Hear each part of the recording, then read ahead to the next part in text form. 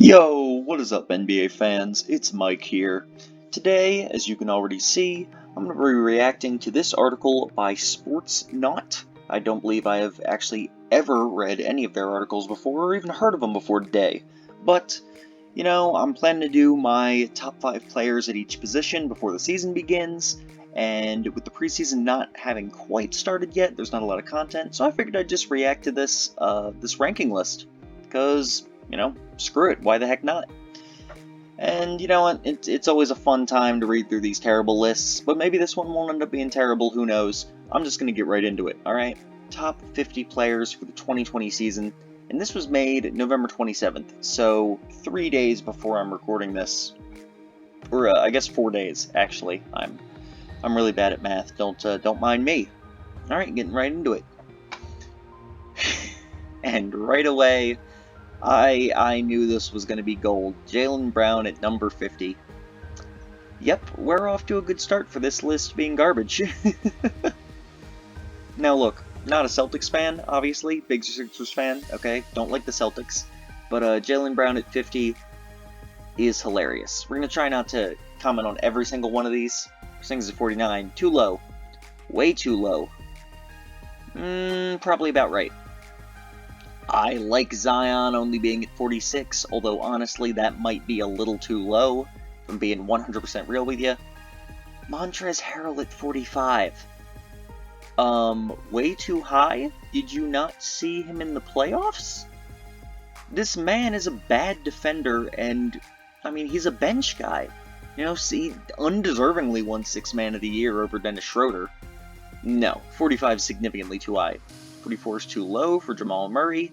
Did you not see the playoffs? Now, I know you shouldn't let your playoffs, or you shouldn't let the playoffs massively affect your postseason ranking, but come on now. Jamal Murray at 44, clearly he's going to be a little better than that.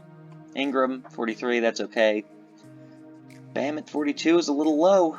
If you're asking me, I'd probably have him closer to 25. I don't hate this, because he's a weird... Bam is a little bit of a weird talent, where his impact is beyond the stats, but still. You're gonna put Bam Adebayo below Fred VanVleet? Come on now. Come on now, son. That's just... And RJ Barrett... Why? What on earth have we seen... Same upside... What on earth have we seen from RJ Barrett so far to suggest that he is going to be better next season than anyone above him? Any of these dudes than Jaylen Brown? You're taking RJ Barrett over Jaylen Brown, Chris Middleton, Zion, Bam, Jamal Murray, Brandon Ingram. Really? RJ Barrett? Okay. Again, Colin Sexton. Why? Way too high. Way too high. Look, Colin Sexton and RJ Barrett, these are guys with potential. But if you think they're going, no other player as young as 21 or is as young as 21 or boasts the scoring prowess. Maybe? I don't know. I would have to look at it, but Luka's pretty close to 21. Luka and Trae Young both. And they're both definitely better scorers. I don't know. Little sus right there. Little sus. Blake Griffin, I don't know. The man was amazing and then he got injured, so I don't know. Devontae Graham, again, a little too high. Dude's good, but you're gonna put him over. Brandon Ingram made an all-star team in the West last season, guys. Bam Adebayo was an all-star, okay? What are you doing? Zach LaVine at 36, that's fine, okay? Rudy Gobert, 35, no issues. Vucevic is not better than Rudy Gobert. Vucevic is not better than Rudy Gobert, okay? Yes, he's high on the Magic in these things, but the Magic are kind of a trash team. And look, they made it to the playoffs last season. Let's be real here. The Magic are a bad team. I don't care if they made the playoffs in the East. They're a weak team, and they don't have anyone else really doing anything. Okay? So Vucevic over Rudy Gobert and Bam Adebayo? What? Come on, you cannot tell me you would ever take Vucevic. I don't think a single team in the NBA would honestly say they would take Vucevic over Bam or even Gobert. Come on now. Sabonis, 33. Sorry. Fine with it. Lowry, 32. pretty solid, pretty solid. De'Aaron Fox, I could see him being 31, being better than Kyle Lowry, not gonna lie. Drew Holiday, yeah. DeRozan's a little too high in my opinion. I don't know, there's a lot of guys below him on here who I would not put above him. Like, Bam is just way too low. I was saying earlier, you know what, I said for a second, I was like, maybe it's not that bad. Nah, it's pretty bad. Come on. Bam Adebayo needs to be higher on this list. DeMar DeRozan, the man doesn't really play defense. He doesn't shoot threes. He doesn't, I mean, he's okay, but like he's not really quite an all-star anymore. You know, that's a little too high for him. Ja Morant, I agree with this. Alright, 28, maybe even slightly higher. Yeah, like, I would have him slightly higher, because, like, you're going to take CJ McCollum over Ja Morant? I don't think so. I don't think so. LaMarcus Aldridge, 26. This man's, like, 35 years old. He's advanced age of 35. Look, LaMarcus Aldridge is going to be a good player for the next several years, but, like, you can't tell me you're taking LaMarcus Aldridge over Bam Adebayo and Ja Morant. Like, come on now. Come on now. Beal, 25. Yeah, okay. Wow, this guy does not like the Celtics. Because Kemba's not on here either, so I gotta assume Kemba's not going to be on this list. Right? I mean, this wasn't made, like, years ago. What on earth? Tatum at only 24. Wow. I mean, again, not a Celtics fan, don't like the Celtics, but Jason Tatum at only 24 for the 2021 NBA season? They got Kemba over Tatum. What? Celtics, bro, no. Kemba, look, I like Kemba a lot as a player. I was honestly happy he went to the Celtics, for him at least, because the dude deserved to be on a better team, but like, Kemba Walker over Jason Tatum. It's debatable if Kemba is even a better offensive player than Jason Tatum anymore. Okay? It's very close. And even if he is, Jason Tatum is a great defender. Kemba is a terrible defensive player. So, no. Klay Thompson, the man has no leg. Unfortunately, we won't get to see him play this season. If we won't get to see him play this season, why did you put him in the list? Am I crazy? Does that not make any sense? Just don't put him in the list. Put a little note that's like, hey, he's not going to play, so we're not going to put him in here. Or like, have him be an honorable mention, you know? You can't rank a dude who's not going to play. 21, Cat, okay. 20, Chris Paul, alright? I'm okay with this.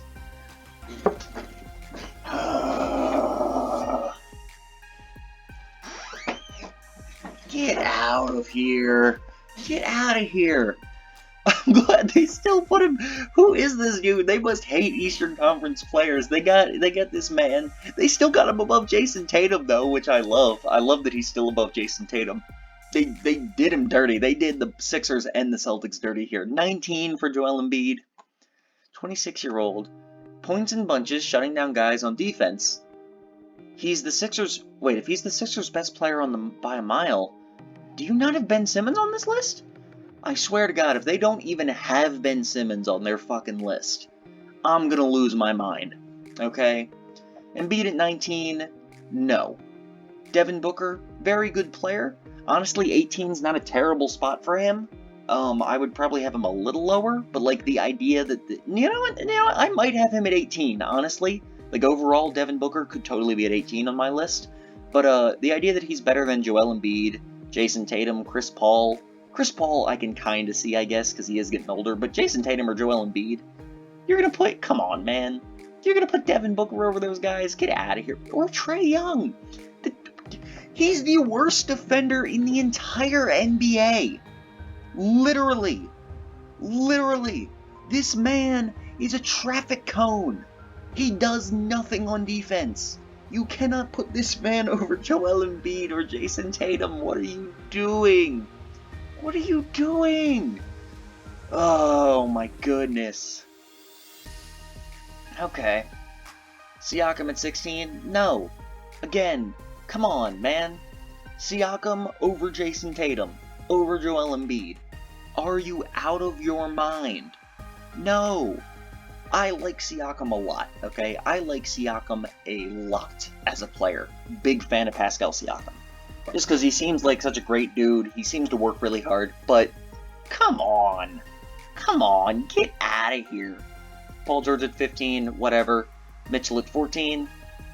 A little high, but it's whatever. Jokic, does this man just hate centers? Look at how low this man's got his centers. Jokic is the highest center on the list, unless he, comes out of nowhere and puts, like, Steven Adams at number 11 or some crap.